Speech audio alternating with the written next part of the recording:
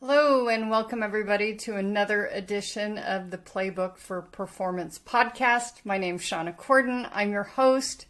We're on podcast 48. We are so close to the 50-meter mark here. So this month we are talking about finding joy and being a little less cranky.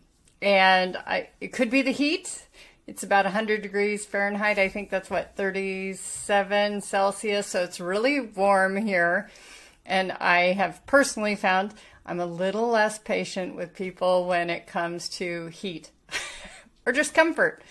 And this week specifically, we're going to be talking about do not be that guy at work. This applies to gals too. But it is this whole idea of sometimes people they don't behave. They get resentful, and it can be a lot of different things that are causing that. So we're going to talk about what it is. So all of us need clarity. We need to understand where we're going and what's our part. So leaders, you create that vision. You say, hey, here's where we're going. This is what we're going to accomplish.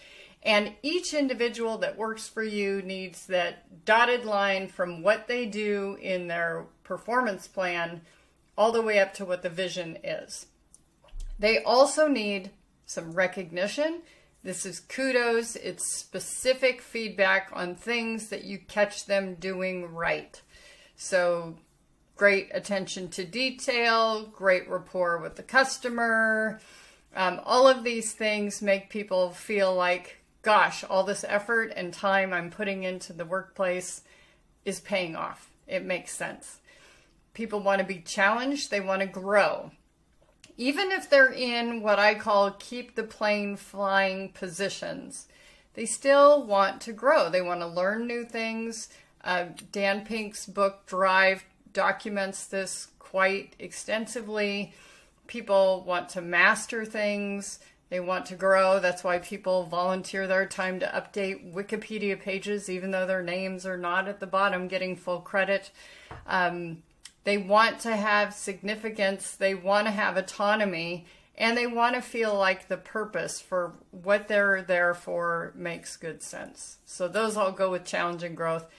And then finally, friendship and belonging. So it doesn't need to be a best friend, doesn't have to be their best man or, maid of honor at their wedding, but it is someone who they can kind of lean on and ask questions of and feel like someone gets them in the workplace. Super, super important. So what happens when these needs are not met? So all of you can remember being teenagers or toddlers, or maybe you have teenagers or you have toddlers. We act out. So it can be something that, for example, you may have been quite patient, waiting in line for something, but then, as time gets longer and longer and somebody decides to take cuts, all of a sudden you are an unreasonable person. That happens. So we tend to act out directly, where we actually make a request of our leaders and we say, hey, I don't get this. I'm not buying into the strategy. I don't know why we're doing this. This doesn't make sense to me. I propose X, or I propose Y, etc. That's direct. That's a little bit more mature. We aren't always at our best. Sometimes we're indirect, and we might actually be a little passive aggressive and act out. The worst part is when people say things under their breath, like, yeah, right, not in a million years, during someone's speech, or they stop doing the work. And we're really seeing this in the workplace, where people just stop coming to work. The other day, we were at a restaurant and the manager was serving us and everyone else. And the host was not the usual type of host that is at this restaurant. And when I asked the manager how things are going, he said, well, it's kind of tough. And he shared that he had 2 servers call in sick that day, and the hostess was a no-show. So the guy that was very sweet that seated us was actually the busboy. And so the busboy and the manager were trying to manage the whole restaurant. And they were doing a bang-up job. I was super happy and told them as such. But that part of this is the acting out, because some need is not being met. And it may not necessarily be in the workplace. It could be a need somewhere else, but we're acting out, and the consequences happen with the people at work as opposed to our relationship or whatever it might be. Okay. So the important thing here is to recognize for yourself what's going on and then turn those complaints into a request. Ask for what you want, ask for what you need. This is strength, this is maturity. This approach really calls for respect. If someone makes a request of me, even if I think it's not necessarily particularly reasonable, I will consider it if they ask it in a mature way and they can justify why they think this request makes sense. So what we want to do right now to not be that guy at work is to figure out what's causing our symptoms. Think about the leaders you've had in the past, or a coach, or a pastor, or a parent. What did they do well? How did they do it? Can you let your leader know that that approach works for you?